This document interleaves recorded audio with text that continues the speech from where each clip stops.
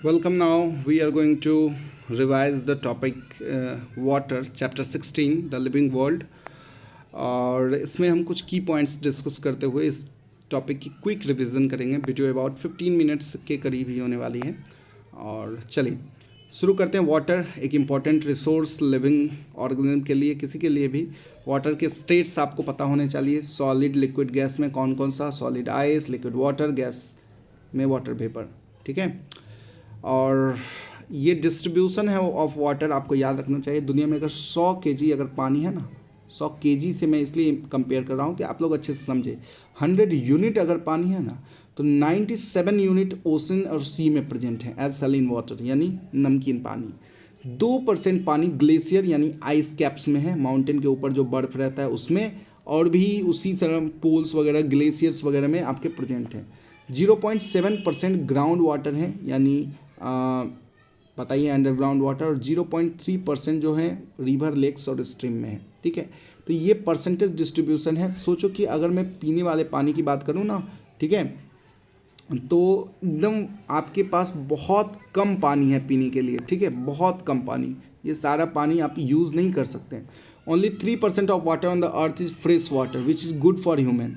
Most of the fresh water however is snow, लेकिन ज़्यादातर तो स्नो है, ग्लेशियर और आइस कैप में है। और sum of the amount of fresh water found in the ground water they use for the purpose 0.3%, ठीक है। 0.3% ऑफ फ्रेश वाटर जो है रिवर, लेक और स्ट्रीम में प्रेजेंट है। ये सारा डेटा आपको इसमें है, आप इसे याद रख सकते हैं। अब लोकल सोर्स ऑफ वाटर की बात करें तो लोकल सोर्स ऑफ वाटर आपके क्या क्या होते हैं। लोकल सोर्स ऑफ वाटर आप जानते हैं कि आपको लेक से पानी मिल सकता है, आपको पॉन्ड से पानी मिल सकता है, लेकिन पॉन्ड से पानी कौन पीता है, ठीक है। चलिए, और पाइप्स होम्स में हम लोगों को टाउन में तो यही सारा मीडियम है, पाइप्स वगैरह पानी आते हैं, ठीक है। तो सबसे पहले वाटर, ग्राउंड वाटर और वाटर टेबल की बात करें तो ग्राउंड वाटर क्या है, नॉर्मल सी बात है, जो वाटर आपके बेड रॉक के ऊपर या आपके नीचे अर्थ के लेयर में प्रेजेंट है, और उसका हम यूज करते हैं एज अ स्वीट वाटर, वो पोर्टेबल वाटर की तरह यूज करते हैं, तो वो हमारा ग्राउंड वाटर है, ठीक है। अब आगे बात करते हैं water table. Upper layer of this water is known as water table. अब ग्राउंड वाटर में भी तो ऐसा तो नहीं होगा कि ग्राउंड वाटर ऐसे होगा, कुछ दूर तक तो होगा वो ग्राउंड के अंदर फैला हुआ। तो उसका जो अपर लेयर है, ये वाला लेयर, उसे कहते हैं वाटर टेबल। कहाँ से वो ग्राउंड वाटर शुरू हो रहा है, ठीक है। And the water below this layer is known as ground water, ठीक है। तो the upper layer of this water is known as water table, और उसके नीचे जो भी पानी है उसे ग्राउंड वाटर आप कहते हैं, ठीक है। Ground water is drawn from, ये कहाँ से निकाला जाता है ये आपको पता ही है। स्कार्सिटी ऑफ वाटर की बात करें तो वाटर इज कंसिडर है आपके लाइफ के लिए। शॉर्टेज ऑफ वाटर हमेशा, major reasons of shortage of water नीचे हैं। कंस्ट्रक्शन के काम में आप कहें, आपका रेनफॉल अच्छे से नहीं होता है इस वजह से, और आपका फार्मर को जो वाटर चाहिए वो नहीं मिल पाता है, ठीक है। फैक्ट्री वगैरह, डिफॉरेस्टेशन, ये सारे आपके कुछ कॉज हैं जो स्कार्सिटी ऑफ वाटर क्रिएट करते हैं, और स्कार्सिटी ऑफ वाटर से बहुत सारे प्रॉब्लम्स भी क्रिएट हो जाते हैं। अब मैंने एक चीज़ बताया था, ग्रीन हाउस इफेक्ट, तुम्हें पता है कि अर्थ के ऊपर लेयर है ग्रीन हाउस गैस का, जो अर्थ में अमाउंट जो हीट का आया है सनलाइट, उसके कुछ पार्ट को ही जाने देता है, कुछ पार्ट को एब्जॉर्ब कर लेता है, इसे ग्रीन हाउस इफेक्ट कहते हैं।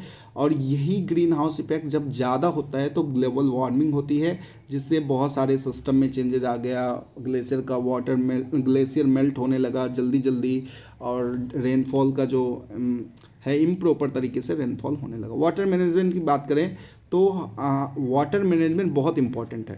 अब टाउन में तो आप देखो कि जितना आप वाटर निकाल नहीं सकते उतना ज़्यादा वाटर आपको ज़रूरत पड़ेगी, तो वहाँ पे तो आपका सिस्टम है जिससे हर जगह पानी सप्लाई किया जाए। ड्रेनेज सिस्टम है, पानी निकाला जाए, ठीक है। सीवेज सिस्टम है, वाटर सप्लाई किया जाए और निकाला जाए, ठीक है। तो ये तो शहर में तो सबसे ज़्यादा मैनेजमेंट की सिस्टम की ज़रूरत है, विलेज में भी इस वाटर के मैनेजमेंट की सिस्टम की ज़रूरत है। और एक इम्पॉर्टेंट टॉपिक हमेशा इस CBS सेक्शन का आता है, रेन वाटर हार्वेस्टिंग। रेन मतलब बारिश, पानी, और हार्वेस्टिंग का मतलब है how to conserve, how to store, how to utilise the water that we can get from rain, ठीक है। तो ये rain water harvesting is related to collection of rain water in underground tanks. आप भले उस पानी को पोर्टेबल तरीके से यूज़ मत करो, लेकिन आप उसे हाउस होल्ड ढेर सारे वर्क्स कर सकते हो, ठीक है। अब कुछ अच्छी एक्टिविटी आपको ध्यान रखनी है कि turn off tap brushing treat के समय थोड़ा ध्यान रखिए कि अब ब्रश कर रहे हैं तो नल खुला ही ना रहे, और लीकिंग टैप्स को रिपेयर करो, क्योंकि एक एक बूंद गिर रहा है तो इसको पूरे दिन में अगर कैलकुलेट करोगे ना तो पता चलेगा कि ये अब हंड्रेड्स ऑफ लीटर पानी वेस्ट हो गया। ठीक है। Water the plant with a mug instead of a pipe. ठीक है। अच्छा, प्लांट को पाइप से मत दो क्योंकि उतना ज़्यादा उसे वाटर की ज़रूरत नहीं है, आप मग से दो एक फिक्स अमाउंट ऑफ वाटर। ठीक है। बहुत सारा वाटर तो वेस्ट हो जाता है एक गमले से दूसरे गमले में जाने में। चलिए, तो कहा जाता है कि हमारे घर में जो वाटर यूटिलाइज होता है तो बहुत सारे वाटर डर्टी होते हैं और कंटेन करते हैं इम्प्योरिटीज, इसे वेस्ट वाटर कहते हैं। और इससे this waste water is called sewage, और इसको एक सिस्टम के थ्रू निकालना भी ज़्यादा इंपॉर्टेंट है, क्योंकि वाटर अगर स्टोर हुआ तो वो भी बहुत सारे डिजीज़ को कॉज करेगा। Rain water is runs down to the roads, roofs, tops becomes a part of wastewater. This sometimes needs to be avoided. We should try to harvest rain water, do not allow to get waste. हमें कोशिश करनी चाहिए कि जो water as a rain आए तो उसको ज़्यादा से ज़्यादा अमाउंट हम जमा कर दें। छत वगैरह को ऐसा बना लो कि छत में ज़्यादा पानी स्टोर हो जाए, उसमें एक पाइप सिस्टम कर लो, सारा पानी एक टैंक में स्टोर हो जाए, इसको फ्यूचर बहुत सारे हाउस होल्ड एक्टिविटी में यूज कर लें।